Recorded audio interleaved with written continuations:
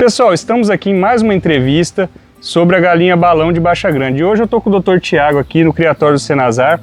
Tiago, eu queria que você falasse um pouco sobre a raça, um pouco sobre como foi formada, os cruzamentos e o que você conseguiu descobrir nessas suas pesquisas em relação à galinha balão, que as pessoas conhecem a galinha balão como é hoje, mas não conhecem a história. Eu acho que é mais importante do que conhecer a galinha, conhecer também a história que levou a galinha a chegar onde chegou, né? Certo, Jean. É um prazer estar aqui com vocês, falando um pouco da história, falando um pouco da origem da nossa querida galinha balão, uma galinha que encantou o mundo em tão pouco tempo. A gente sabe que é uma raça hoje que já expandiu as fronteiras, já é encontrada em alguns outros países, principalmente da América Latina. E a origem da galinha balão, ela remota mais ou menos a uma faixa de 80 anos, 85 anos, quando os primeiros criadores começaram a selecionar esse ecótipo de aves que já eram grandes, que a gente acredita que já está aqui há mais de 100 anos, 120 anos. Não sabemos como chegaram, mas os primeiros criadores eles tiveram a assertividade de escolher esses animais e selecionar entre si.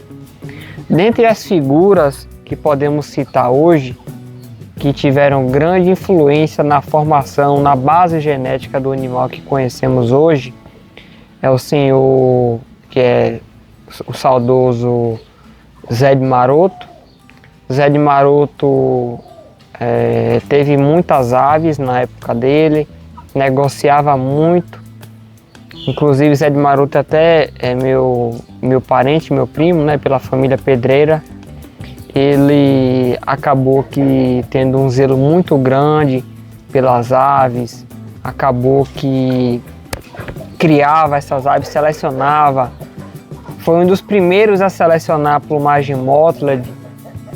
Tinham alguns amigos dele que criavam também essa ave, como o senhor Lori, que é vivo, e inclusive deu até uma entrevista para o documentário da galinha balão tradicional pela federação com o Rodrigo Neves. Ele deu um depoimento muito bacana da criação da mãe dele, dos pais deles. E também teve outra figura muito importante para a criação da galinha balão, que foi o senhor José da Silva Machado, conhecido como Zé de Abdias. Zé de Abdias, ele era um homem muito zeloso, tinha um olhar muito detalhista, ele gostava muito de criar as aves dele com excelente zelo, selecionava aves barbudas, aves de pescoço pelado, e através dele, quando eu comecei a fazer os primeiros estudos ali em 2017, em meados de 2017, que coincide com o início das primeiras feiras de aves e pequenos animais que incluíam as galinhas, os patos, os marrecos, enfim, as aves em geral. E me convidaram, eu comecei a trabalhar com a galinha balão, e eu percebi que esse material genético existia e que deveria ser preservado. E algumas pessoas foram muito importantes para esse processo. Senazar foi um grande amigo que garimpou aí com a gente nos criatórios que estavam com essas aves quase dizimadas, tanto a pescoço pelado quanto a barbuda. Também tivemos a ajuda de Rangel, que é um grande colaborador nosso. Rangel é um biólogo que mora esqueci o nome, Campo Formoso, isso mesmo, ele mora em Campo Formoso. E Rangel é um parceiro grande que sempre está aí ajudando a gente, está com um plantel muito bom de pescoço pelado, da tradicional e da barbuda. Então, também tem outra figura que a gente não pode deixar de dizer, que é Souza. Souza teve um papel muito importante para a galinha balão, não só Souza, como também o próprio Igor Miranda, que foi uma peça-chave na divulgação, no marketing da ave. Se a ave chegou onde chegou hoje, temos que agradecer muito a Igor Miranda, que colocou a face, que mostrou os animais, juntamente com as feiras que foram feitas por Marcelo de Piritiba e vários outros amigos que embarcaram também nessa jornada de fazer as primeiras feiras. Teve Barbeirinho também e outros amigos que nos ajudaram. E outros fatos interessantes sobre a galinha balão de Baixa Grande é que é um material genético que está em estudo. Hoje eu faço uma pós-graduação internacional em recursos genéticos, onde estarei fazendo um mapeamento morfométrico através de análises de estatísticas mistas das linhagens, das variedades de pescoço pelado, barbuda e tradicional, para que a gente possa ter elucidações de como que surgiu, quais raças estão mais próximas dela, para que a gente possa realmente ter dados concretos de como é a morfometria desses animais, né? Doutor Tiago, em relação a barbuda e a pescoço pelado, como que foi o trabalho de resgate? Porque quando eu fui buscar, eu tenho lá no meu criatório, quando eu fui buscar, a pescoço pelado até eu encontrei com alguma facilidade, mas a barbuda foi muito difícil, você não encontra aves com a qualidade muito boa, você tem que fazer cruzamentos, tem que ir melhorando geneticamente para depois você ter assim, aves com uma qualidade assim, que seja no mínimo aceitáveis. Foi muito difícil esse trabalho de resgate dessas variações que a gente sabe que o seu Zé de Abdias criava, a gente viu em fotos e tudo mais, que ele criava, porém, você não vê criadores criando essas variações, porque talvez elas são menos comerciais, né? E elas quase foram extintas, né? Sim, esse ponto que você tocou é um ponto muito, muito importante. Por quê? Quando as primeiras galinhas balões foram colocadas na mídia, nas redes sociais, foi feito um marketing meio que de forma errônea, às vezes por falta de conhecimento, de que só existia galinha balão de pescoço emplumado. E na verdade não existia. E nesse momento eu estava junto com o Rangel, com o Senazar e outros amigos, fazendo o resgate. A gente não gostava muito de divulgar, porque a gente estava ainda estudando a possibilidade de existir ou não. Quando a gente bateu o martelo de que existia, conversando com criadores, inclusive conversando com uma senhora hoje de idade, que é até minha tia, que o nome dela é Aurinha, tem mais de 86 anos, e cria balão pescoço pelado, aves com mais de 5 quilos. Então a gente começou a voltar os olhos e mostrar para o mundo, para a Bahia, para o Brasil, de que existia essa variedade. Só que eu vou voltar um pouquinho no tempo e mostrar um pouquinho de como foi o trabalho com a barbuda. No início, o trabalho com a barbuda ele foi muito, muito trabalhoso. Por quê? A gente só conseguiu realmente, com certeza, encontrar 4 fêmeas. Não encontramos mais machos. Então, o que é que tivemos que fazer? Tivemos que cruzar as aves barbudas com galos da variedade pescoço emplumado. E aí quando cruzamos 2 fêmeas brancas de barba, uma colocava ovo azul, outra colocava ovo creme, e também cruzamos 2 caboclas e uma quase que mil flores. E essas aves elas foram sendo reproduzidas e formaram vários machos e várias fêmeas. Então nossa base hoje, que a gente trabalha, é baseada nesses animais. Aí agora a gente voltou fechando o sangue para preservar esse material genético. Mas eu digo a vocês que a barbuda ainda está em estado crítico, porque a população dela é muito pequena em relação ao pescoço pelado, que também é muito pequena em relação à tradicional. Então a barbuda quase foi extinta. Quase foi extinta, quase foi extinta. Eu diria que no patamar, em estado crítico, a barbuda é a que mais sofre hoje. Sim, eu tenho algumas aves lá, mas assim, é muito difícil reproduzir ela, conseguir tirar filhotes com qualidade, melhorando. Isso, porque a linhagem foram muitos animais mortos, descartados, comidos. Então a gente sabe que muitos animais bons foram embora. Então ficou animais não tão bons, outros medianos, e que aí tem a fragmentação do material genético. E quando tem essa fragmentação do material genético, demora para se recuperar. Então é normal de que aconteçam casos onde esses animais tenham ainda problemas de aprumos, diminuição do peso, diminuição do tamanho, redução de algumas características, como barbela central, cristas menores, cabeça mais fina. Mas isso é normal, mas isso com o tempo, por conta da degradação do material genético, a gente vai corrigindo e resgatando as características ancestrais.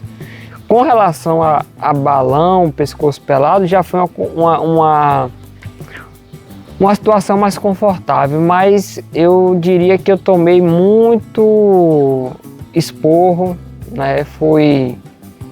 Recebi muita chacota em grupos, recebi até por uma pessoa em específico. Eu estava disseminando uma semente do mal. Isso daí nunca sai da minha cabeça, porque é uma palavra muito forte de você falar para uma pessoa, né? Dizer que você está espalhando a semente do mal ainda. Quem estiver ouvindo isso daí sabe quem é. Não vou falar para não expor a pessoa. Mas a pessoa sabe que também quem é criador, quem conhece, quem estudou a raça sabe que sempre existiu essas três variações, que provavelmente foi o que formou toda a questão genética da galinha balão.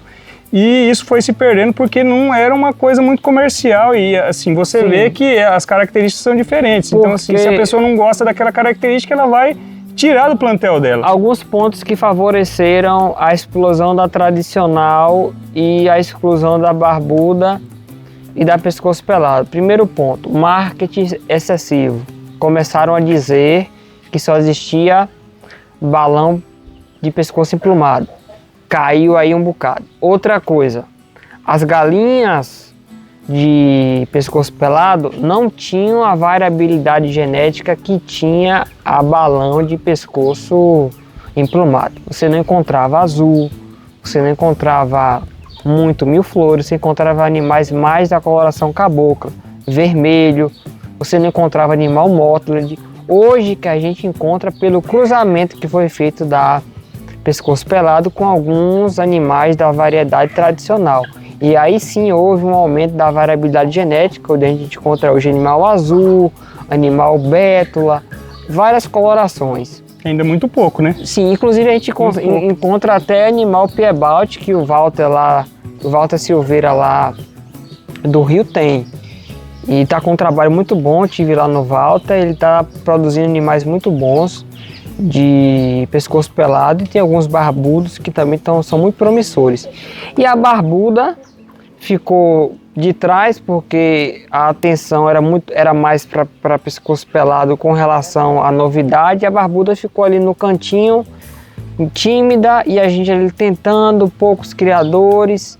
Agora que ela está crescendo, e agora com a Associação Baiana de Criadores da Galinha Balão, que será a sede aqui em Baixa Grande, a gente vai intensivamente estar trabalhando com essas duas variedades, e a gente está tendo o apoio, né, da federação com isso, que isso é de grande valia para a gente ter esse apoio de todos os segmentos, de todas as áreas, para não deixar esse material genético se diluir, né? E assim, eu estou fazendo também um trabalho eu acredito que é preservacionista lá no Mato Grosso. Então assim, eu consegui graças ao Senazar que me indicou algumas pessoas que tinham barbudo, eu consegui alguns ovos, mas coisa muito difícil, muito complicado para você conseguir. E hoje a gente já está conseguindo reproduzir alguns, mas assim, é que nem você falou, a variabilidade genética diminuiu muito.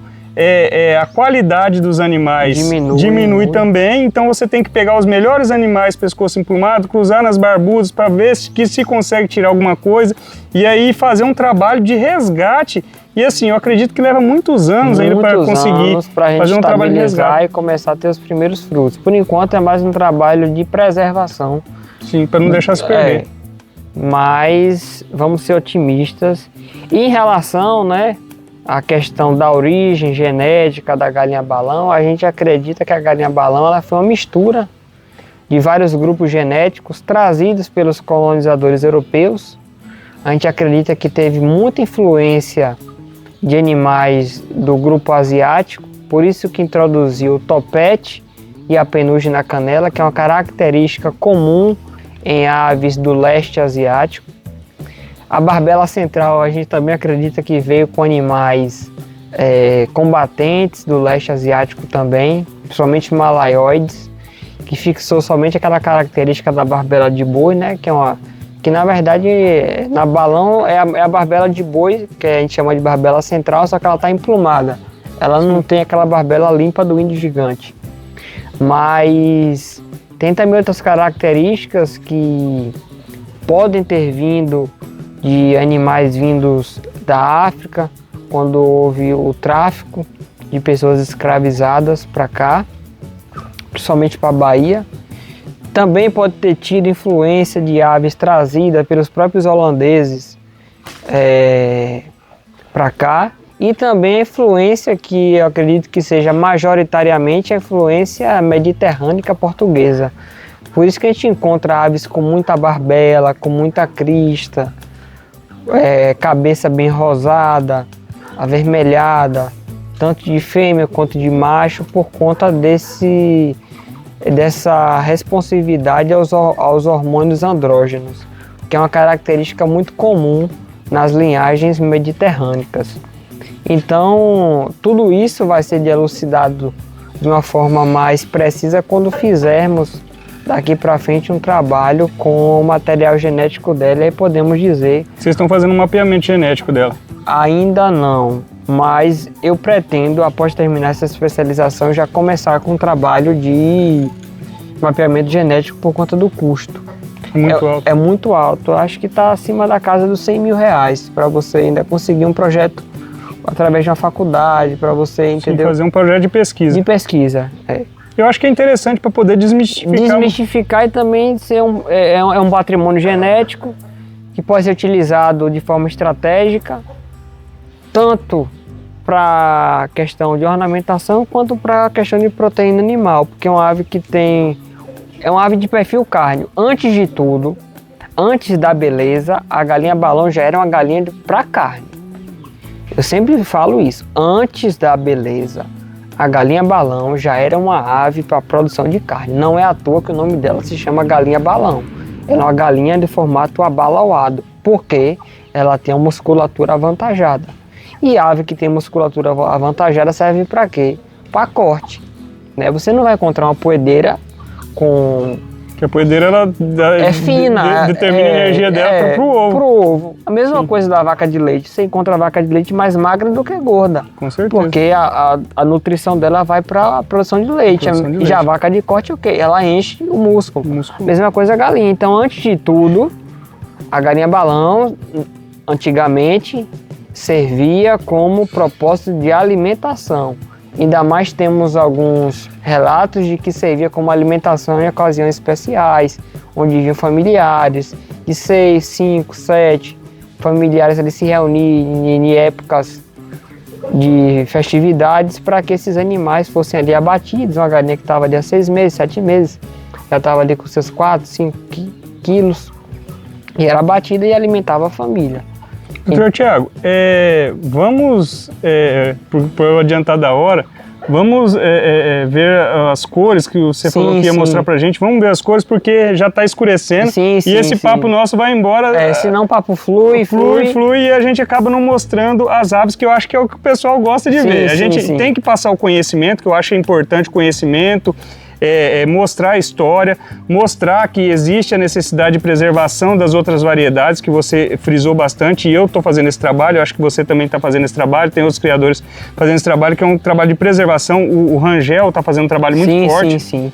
Mas assim, acima de tudo, da preservação, a gente tem que mostrar que a galinha balão, ela não é só tradicional, que o pessoal que ela é mais comercial. Tem que falar, olha, tem a balão pescoço pelado, tem a balão barbuda, e há necessidade aí, ó, o pessoal já tá brincando aí.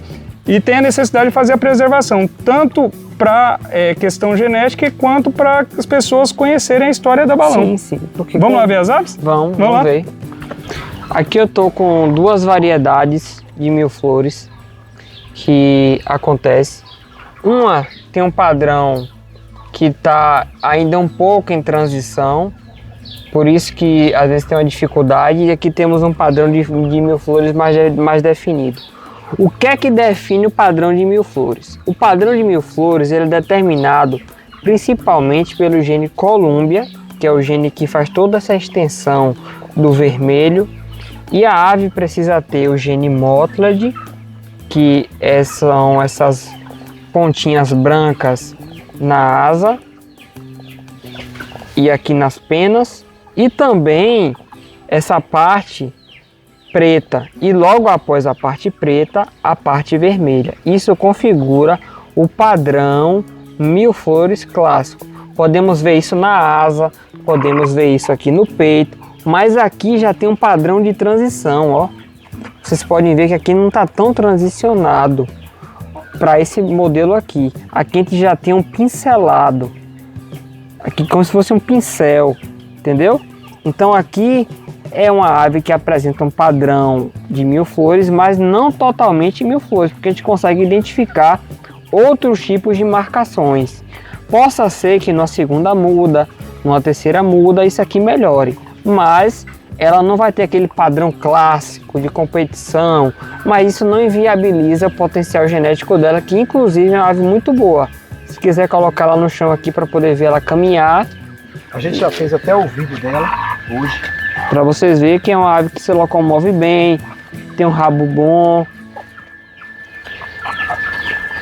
ágil, tem bons aprumos. Já aqui temos uma ave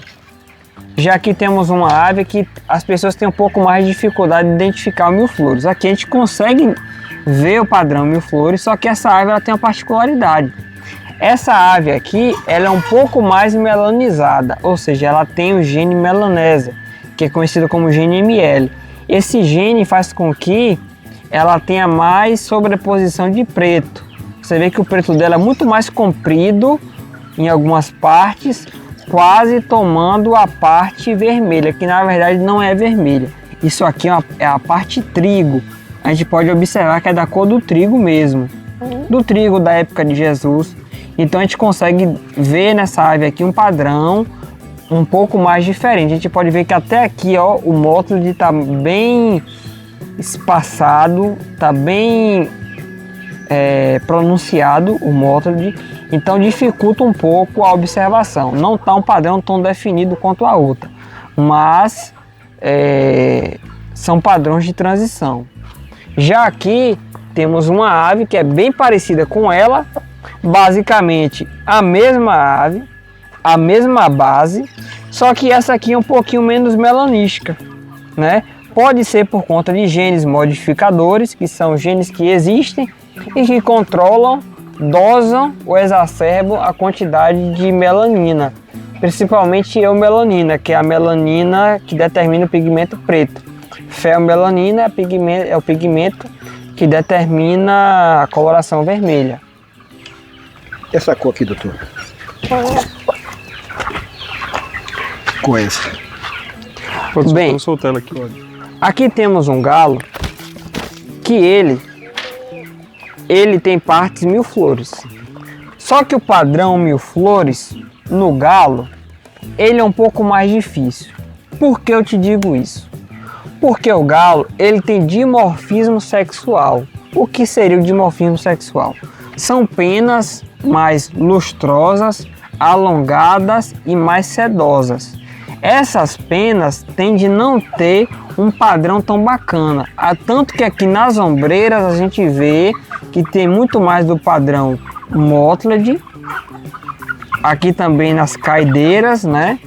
Aqui também na gola, inclusive na gola a gente consegue até ver um pouquinho mais, mas geralmente é uma linha no meio preta com alguns pontos brancos. A gente consegue ver mais aqui, ó, o padrão mil flores aqui, o padrão mil flores aqui no peito, o padrão mil flores aqui na coxa, né, perto aqui da canela. A gente consegue até ver um padrão mil flores um pouquinho mais aqui no rabo, mas em machos o padrão mil flores é um pouco mais difícil,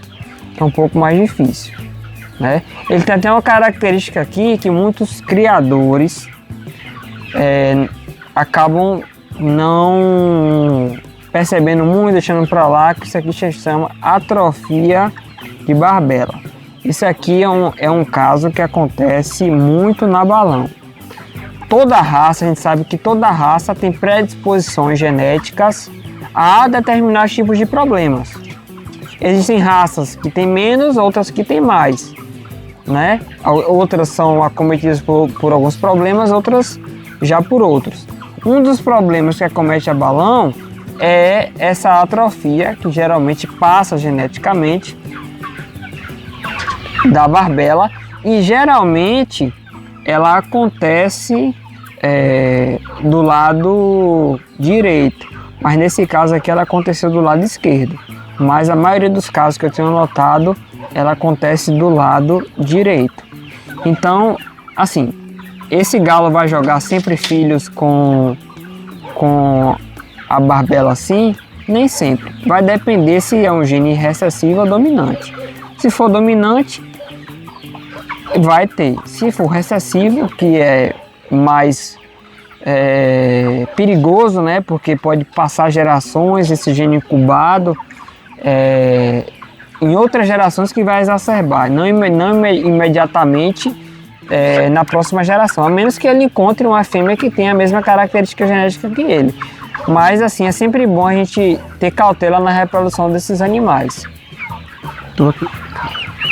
Aqui temos um padrão de Mottled, que é um padrão muito interessante. Esse padrão aqui se chama Mottled Piebald, que é um Mottled malhado. A gente pode observar que não tem um padrão definido. Você vê que ele é salpicado. Não tem aquele padrão da pena preta e as extremidades brancas. Só aqui que a gente vê um pouquinho disso, ó. Vocês podem notar a diferença disso aqui para isso aqui. Isso aqui pode ficar? Pode, como também pode mudar. Mas a tendência é que isso aqui permaneça e que ele continue mais branco do que preto, bem salpicado. Já aqui nós temos um animal de coloração azul que vai abrir para o bétula. Por que eu digo que vai abrir para o bétula? Porque a gente já pode ver pigmentação vermelha nas ombreiras, um pouco de pigmentação vermelha aqui também na gola, já nascendo, e aqui outra nas ombreiras. Ele é um animal que vai ser bétula Mottled azul, porque eu já posso ver aqui que o peito dele tá claro, já tem mescla, ó, de azul e branco, mescla de azul e branco. Lembrando que todo animal azul é heterozigoto, viu? Ele cruzado com uma galinha da cor dele, a chance de ter uma base preta é em torno de 50%. Não, de 25%, perdão, de 25%. A chance é de 25%. 25% preto e 25% splash e 50% azul. Isso aqui. Aqui já temos um galo, um frango, né? Que ele está num processo de transição, onde ele é bétula, a gente pode ver que ele é preto, mas tem o dorso vermelho. Tem o gene melanístico porque a gola é preta e a tendência é que essa gola continue preta. Isso é uma marcação do gene melanístico, o gene ML que eu já falei, que é um gene dominante, né? Ele tem um pouco de infiltração de vermelho, pode acontecer em alguns animais bétulas, mas geralmente na coloração bétula o ideal é que o peito seja totalmente preto. Esse é o ideal, é que o peito ele seja totalmente preto. Mas aqui nós temos um animal de coloração bétula. Aqui já temos outro animal mótlide, só que esse animal mótlide também vai abrir para o bétula. Olha aqui já as primeiras penas vermelhas, vai abrir para o bétula. Ele é um mótlide em que primeiro ele deixa a despigmentação de branco no peito e à medida que ele vai crescendo, o preto vai tomando. E a tendência é que ele se torne um bétula onde o padrão característico de extremidade branca e o resto da pena preta se perpetue. Então esse padrão. Tem padrões, esse padrão ele pode ser dividido entre padrão alemão, né? E o padrão americano. Pode soltar essa aí, vamos pegar essa.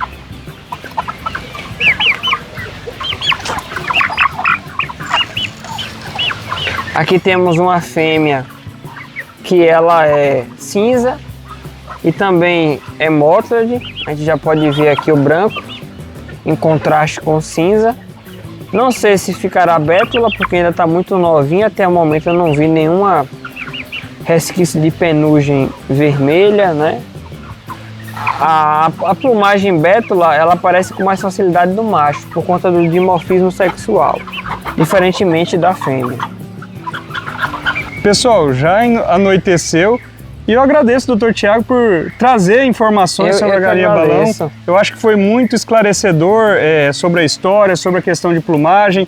E você também está fazendo um curso aí, né? Vai montar um curso, como que é? Conta aí pra galera, já dá um spoiler pra galera. Eu vou dar um spoiler aqui que eu vou fazer um curso sobre plumagem de aves que, independente da raça, desde o Nagasaki até a balão, porque são os mesmos genes, a diferença são as configurações desses genes que formam diferentes tipos de padrões de coloração.